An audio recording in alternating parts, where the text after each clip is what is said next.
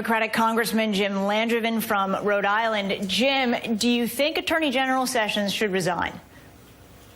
I absolutely think that Attorney General Sessions should resign. He has lost his credibility when he gave false testimony before the United States Senate.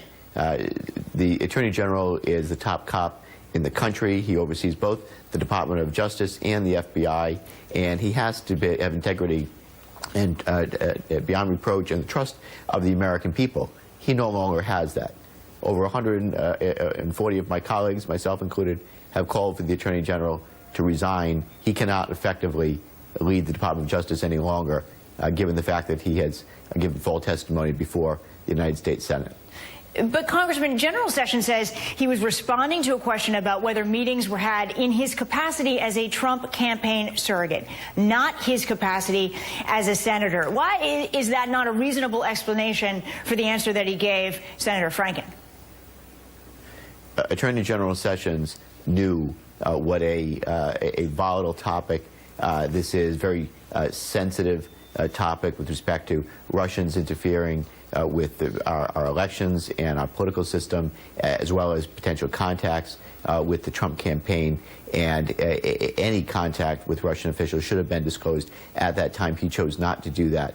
As I said, he misled the United States Senate. It's pretty outrageous, and I agree with the comments of Nancy Pelosi when she said that is beyond naive to think that anyone would believe that. It stretches credulity beyond belief. But let's look at the focus of this, which are these meetings that he had with the Russian ambassador. Was there anything inappropriate that happened in those meetings?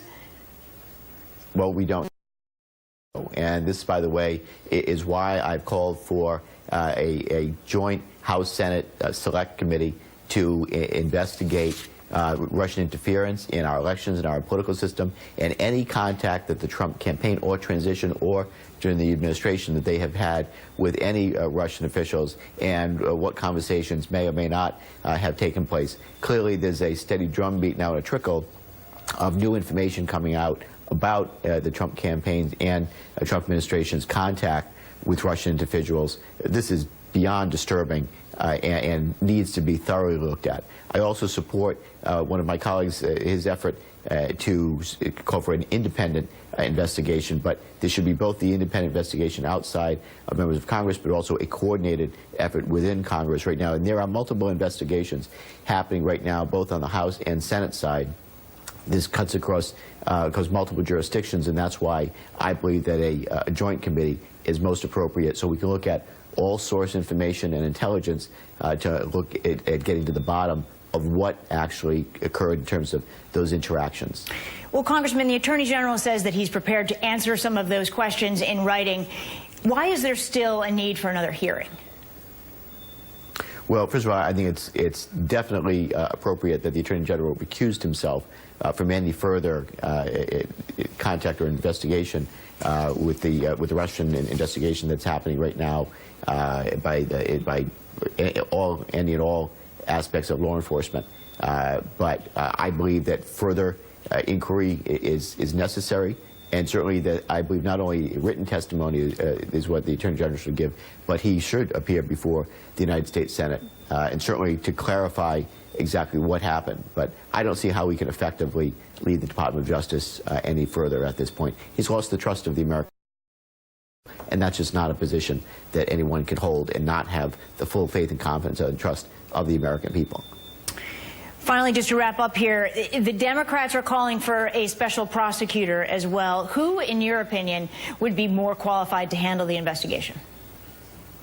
I'm sure that there's a number of individuals that could act as a special prosecutor, and I would leave that in the hands of the people that would best be able to make that decision. I have not given thought to exactly who it would be, but I'm sure there's a number of retired judges or federal prosecutors who would do an outstanding job and would have the authority to look at all aspects of, again, the Trump campaign's contact with Russians and the administration or the transition may have had with the Russians, as well as to the degree to which Russia was influencing or involved in the hacking of our elections and interfering with our political system. These are just explosive facts really disturbing, and it really undermines and was a direct attack on the foundation of the cornerstone of our democracy. That's our political and our electoral system. It's very, very disturbing.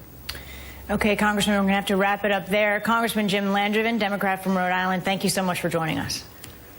Thank you, Stephanie.